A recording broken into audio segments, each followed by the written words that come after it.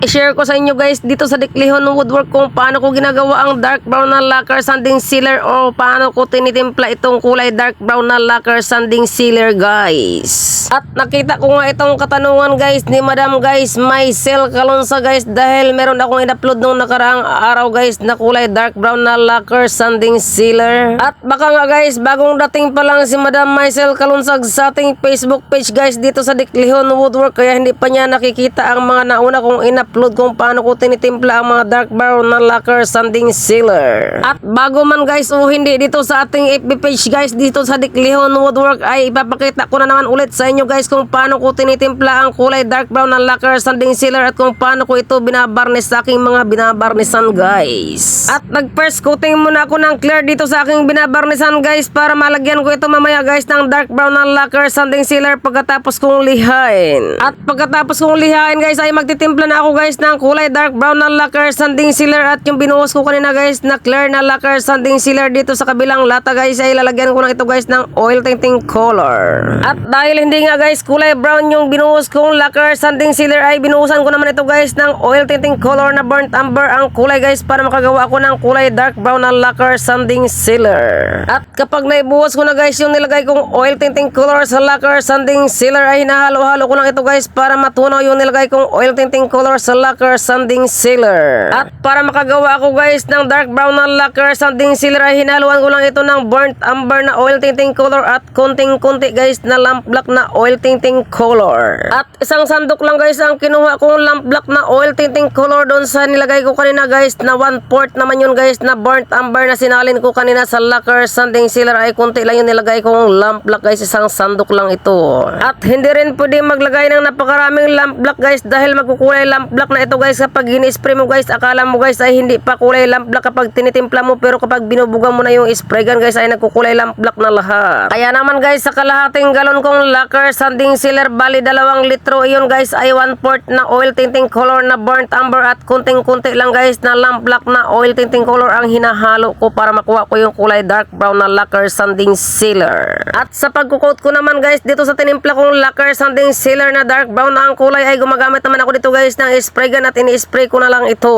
At sa pag-i-spray ko naman itong aking tinimpla na dark brown na lacquer sanding sealer guys ay hindi ito pwedeng biglain guys, dapat medyo bahagya lang ang pagkakabuga ng spray gun o pagkaka-spray dito guys lahat at ulit-ulitin lang hanggang sa makuha mo talaga yung kulay dark brown ang kulay. At kapag wala naman kayong mga spray gun guys na pang-spray guys ay pwede rin kayong gumamit ng paintbrush guys, basahan o roller. At mapaspray gun man guys, brush, roller o tela ang ginagamit na pang barniz sa ganitong dark brown na kulay ng lacquer sanding sealer guys ay mas maganda talaga guys na dahan-dahan lang at wag bibiglain ka agad na makapal ang kulay para mas maganda tingnan.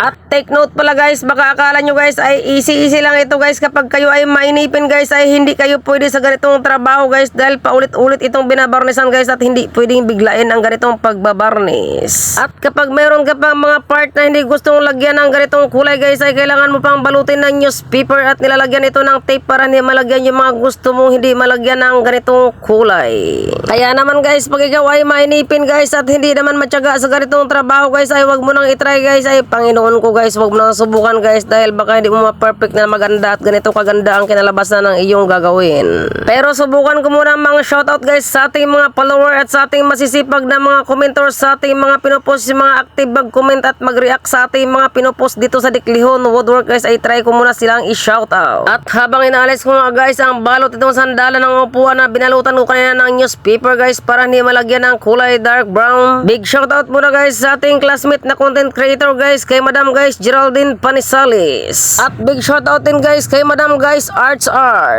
At big shoutout din guys sa ating masipag na commenters guys kay Sir guys Jeric Asuncion Gonyo. At big shoutout din guys kay Sir guys Jong Lianes. At big shoutout din guys kay Sir guys Danilo Torres. At sa iba naman natin guys na masisipag na mga reactors, commentors at follower guys ay super very pasensya na talaga kayo guys. Next time na lang kayo guys sa susunod naman nating video kayo shoutout. Basta masipag lang kayo magkomento. At pina-final coating ko na ng clear gloss lacquer itong upuan na binarnisan ko ng dark brown na lacquer sanding sealer kanina guys. Ito guys, ang ganda-ganda na guys at makintab na siya. At syempre guys, nagpapasalamat ako ng super thank you sa mayari nitong aking binabarnisan na upuan. Maraming salamat kay Madam guys, Erlings Piña Panangin. Thank you so much sa Panangin family. At syempre guys, lubusan din ako nagpapasalamat sa inyong lahat guys sa pagsuporta nyo sa atin dito sa Dicleon Woodwork. Super thank you so much guys sa inyong lahat sa pagkukomento ninyo guys, sa pagre-react, sa pag-share at sa pagpa-follow ng aking FB page dito sa Dicleon Woodwork. I love you all guys. Thank you